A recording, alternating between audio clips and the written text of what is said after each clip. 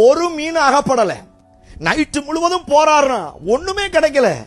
மீனே இல்லைன்னு நினைச்சிட்டு காலையில வலையை அலசிக்கிட்டு இருக்கிறான். ஆண்டவர் சொன்னார், உன் வலையை சற்று கொஞ்சம் தள்ளி போடு.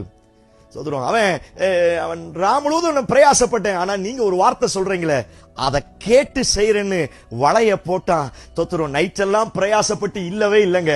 ஆனா ஆண்டவர் இல்லாதவைகளை அழைத்த மாத்திரத்தில் இழுக்க முடியாதபடி ஆசீர்வாதங்கள் வந்தது. இந்த சத்தத்தை கேட்கிற உங்கள் வெறும் படகோடு இருக்கிறீங்களா?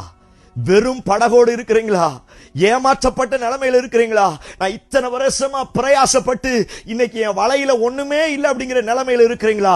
ஆண்டவர் இந்த வார்த்தையை உங்களுக்கு தான் தீர்க்கதரிசனமாய் சொல்லுகிறார். இல்லாதவைகளை இருக்கிறவைகளை போல அழைத்து கர்த்தர் உன் படகை நிரப்புவேன் என்று கர்த்தர் வாக்குத்தத்தம் பண்ணுகிறார்.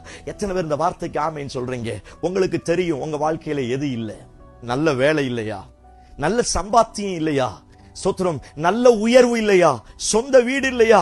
சொந்த பிசினஸ் இல்லையா? சோத்திரம் எது எது எல்லாம் இல்ல அப்படின்னு உங்களுக்கு நல்லா தெரியும். நீங்க ஒரு பெரிய லிஸ்ட் வச்சிருப்பீங்க, இதெல்லாம் எனக்கு இல்லையே, இருந்தா நல்லா இருந்திருக்குமே. ஆண்டவர் உங்களுக்கு தான் இந்த வார்த்தையை தீர்க்கதரிசனமாய் சொல்லுகிறார்.